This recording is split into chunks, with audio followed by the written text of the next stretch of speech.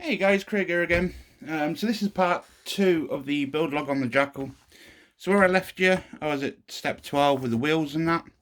And I've moved on quite a little bit, so I've gone from 12 to step 20. Okay, so going on from where we left off then, step 13 was putting the side steps on. This is not as easy as it looks. If you look onto here, let's just try and get my little pointer thing again. 2 seconds.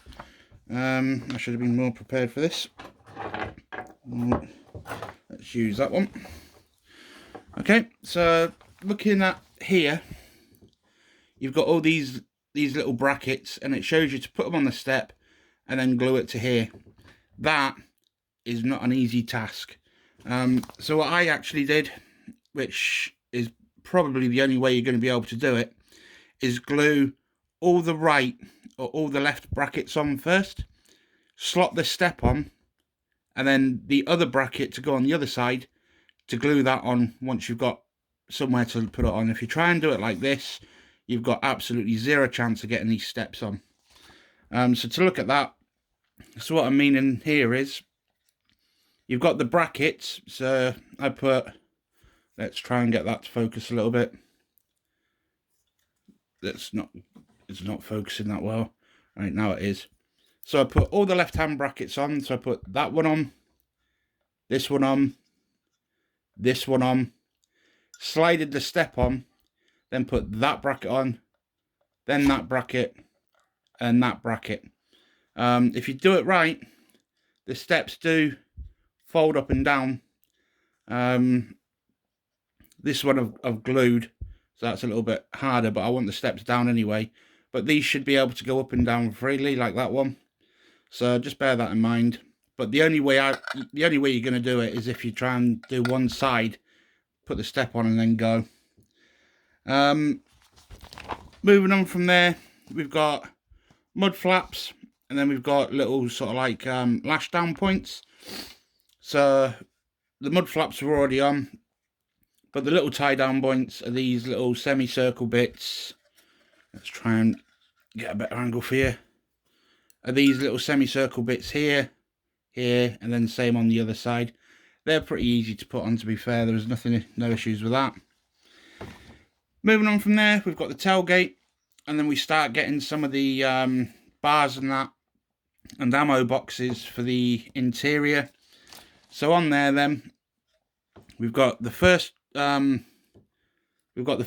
that goes in here. That's quite easy to do. Then we've got the commander's bar over here with all the components put on it. And the bit that's not very clear is this photo etch part on the end. It actually glues onto the end of the plastic bit, and it's like a little protective shroud, so you don't damage the electronics behind it. In the instructions, that's not so clear how to do. So if you look here, it shows you that metal bracket there, and it goes on to the end here, and then it only shows you there how it's supposed to look. So all it basically is, you've got the flat bit there, and then the indented bit on the inside. You can't really see it that well because it is literally super tiny. So long as you've got the empty bit on the end here, it just literally slots around that component there, and it's just to protect it. The ammo boxes and that, no issues with them. Even with the photo etch, that's all fine. And then you've got the photo etch rubber band that goes around that holds them all together. Got the little gear stick here, and then the tailgate. So little gear stick is obviously in here, and then the tailgate goes on one way. So you've got the brackets here facing down to the hinge, and then you've got these rubber brackets here that actually keep the thing open or closed, locked or unlocked even. Moving on from there, we start going on to the Mine Blast seats. So these are pretty good, quite easy to put together. There's no issues there. Considering the detail on the rest of the kit, Underneath here is a series of brackets and hinges and stuff on the real thing, and you've just literally got this square thing, but that's good because it allows you to actually get the thing glued down properly. So under here would be all the actual mechanisms for the seat to drop, but the seats, no issues there at all. Same with the back. The only thing that I would say is one sits higher than the other, and that is true to the real vehicle as well, and that's because the Commander sits slightly lower for the weapon station. However, if I didn't point out, you probably wouldn't notice, but one does actually sit higher than the other, which is actually correct. One does sit higher than the other. The other bit that we put on there was a bit of photo etch on the back here. So that's the photo etch going along the end of the tailgate there. And the other bits, and this is where it starts to get more fiddly again, you've got brackets that go on the end here and on the end here, and that's the latches for when the door shuts. Because there's no handles, it's just literally locks into place onto this hinge, and then you can kick it open and that. So they've actually put the hinges on to keep the door locked. So that's where we're at on that part. So moving on from there, it's starting to do the dashboard and all the internals with this. So there's no issues on this part, no issues on this part at all. I've left the steering wheel off for painting. We start coming into the ammo boxes again. There's no issues here with the ammo boxes. No issue with the computer, handbrake or pedals. Just something for you to know. The Jackal actually comes with 2 brake pedals. So you can do left foot braking and right foot braking, which comes in handy when you're doing off-roading. So you've actually got 2 brake pedals and an accelerator. And that is just purely so you can left foot brake if you're doing off-roading sort of stuff. The little computer screen here goes up here, and then you've got the handbrake as well. We've got the steering wheel and steering arm and everything here with the indicator stalk. No problems there. Little grab handle on here. No issues with that at all. So what that translates to is this. So the ammo boxes I haven't put in perfectly square because they don't really sit square anyway. So I've tried to get a little bit of, what do you call it, disorganization going here with sort of like squinty ammo boxes and stuff, because they are actually squinty in real life. So there's your 2 brake pedals, accelerator, computer, handbrake and all that sort of stuff here. So there's nothing really tremendous about this. Something you also notice as well is on the Jackal it's got 2 speedos. So you've got a left and a right speedo, both exactly the same. And the reason it's got 2 speedos was because in the original form of this vehicle it was called Menacity when it was being trialled with Special Forces, and one of the requirements with them, they wanted 2 speedos for navigation. So you'd use one for your speed, and then they had 2 speedos so they could waypoint. And when this become general service and become the Jackal, they just kept the 2 speedos. So that's what the 2 speedos and that are there for. And then the other gauges here, one's fuel and one's air for the air tanks and stuff like that. And then you've got all the little warning lights, and more warning lights going around the computer. The little computer, that's basically a rev counter, and it's pretty Gucci because it also comes up with all the fault codes. So if this thing breaks down, the computer gives you the fault code, and then you can just phone up recovery and tell them what's broken on it, and then they can bring the correct part out to you. So that's pretty cool. The front, now the front becomes a little bit harder. Again, this is another part of frustration with the front. So as you can see, what we've got here is it starts off doing the winch, and then it puts it onto this bracket here, which becomes your whole front bumper. And you've got the headlights, then it goes on to recovery brackets, indicators and bow shackles. Then you've got the bars to go around the lights. Then you put the whole thing onto this big flat plate here. Then you put the ECM boxes on, and then the shrouds to protect them. And then you've got a little bit of photo etch here and the little rubber bump stops. So nothing wrong with the winch. The winch was quite easy. Same with the fair lead. that centre part was perfectly fine. The lights are a little bit awkward because the bracket that you put it on is so thin. You can just about see here that the light, well, you can't actually, but the lights literally just glue on into like this little thin piece up here. So you'll probably find even now that they're quite wobbly. They're not very sturdy on the bracket. So if you're gluing these, you might need to just help it set straight, otherwise they'll glue squint. The indicators aren't a problem, they go on pretty fine. The recovery brackets here, again, these are fine and pretty easy to put on. ECM bracket is a little bit awkward because it glues on the ends here, but there's nothing on the inside to keep it up, so you'll find that they bend down. The photo etch is what keeps this side from falling down fully. But in essence, the ECM boxes go on at an angle, so you don't glue them on straight. So as you can see, they kind of line up with the bars at the front, so that they're projecting sort of like 45 degrees in front of the vehicle. The rubber bump stops are there. These, what you'd get on like any Arctic. What that's for is it's literally a bumper. So if you get too close to something, you're not going to damage the ECM boxes. The rubber absorbs the impact and gives you a bit of a bumper. The Bowman antenna, there's nothing wrong with that. That's quite straightforward and simple. These parts in the middle, the photo etch brackets for the sand ladders, they're a little bit awkward, and as you can see, I've got a little bit of cleanup to do here with with super glue. They're a funny shape. As you can see, they're kind of like follow the line.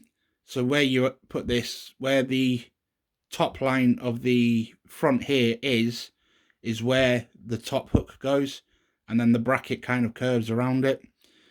But this photo etch is so thin, and it's really awkward to try and get on and where you need it to be. Which is why I've got a lot of super glue marks down here, just trying to get the thing glued in place because the photo etch is so thin. But as you can see, it is possible, and it has glued properly, so I've just got to clean up the super glue marks around it, which ain't an issue. You've also got two armor plates here, and here, and what that's just to for ricochets and stuff into the cab. These two holes, what they are in real life, they're infrared driving lights. So if you're on night vision goggles on a night in this, these become your headlights. When you turn them on, they kind of glow purple because they're infrared, but they are literally super bright. You can see them from miles away. So generally you only use these if you're in a safe-ish area. You wouldn't use these out in the middle of nowhere in case somebody's got night vision goggles looking at you. But that's what those two slots are for. They're infrared driving lights. And then the rest of that was fairly bog standard on the front. The only tricky parts really was getting the photo etch on here, the lights, trying to get them to glue properly without being bent, and the ECM surrounds, just trying to get them straight and to look right because they are kind of tricky and awkward. Moving on then, that's step 18. Step 19, the only bits that I haven't done on step 19, I haven't done the sand channels. I'm leaving them off for now.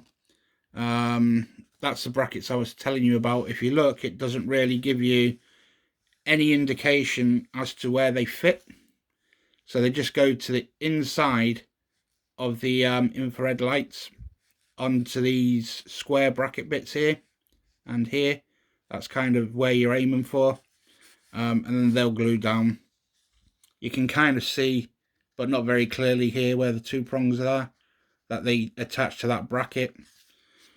Down here we've also got the steps, which are not too bad here, and you've also got four tiny little brackets for the hinges for the doors.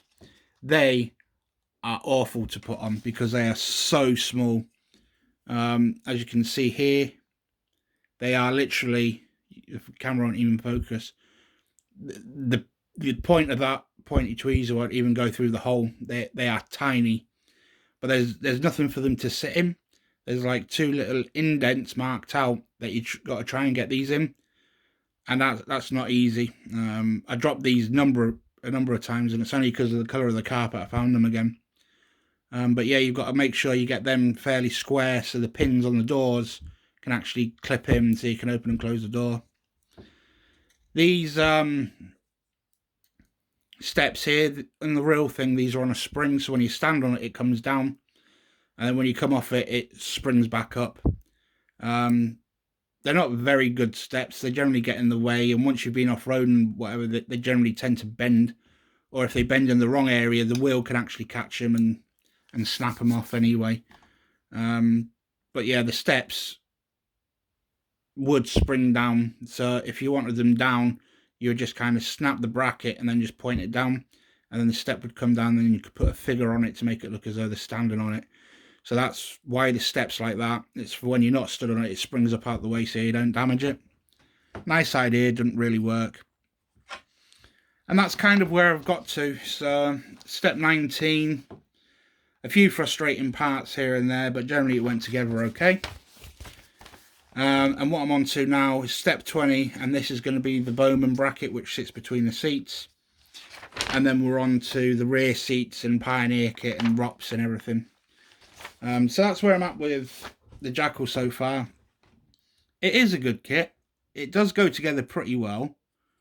There's lots of frustrating little bits that are going to snap you, like these little brackets and that, and the bits we've already mentioned on there. But the key with this is just take your time, and if it's getting on your nerves, just give it a break for a little while. Like I said, I've got a little bit of clear up to do on here because trying to get some of these parts on are a pain in the arse, but that won't be too hard to get rid of all of that. But it is actually shaping up to be a very nice looking Jackal 2.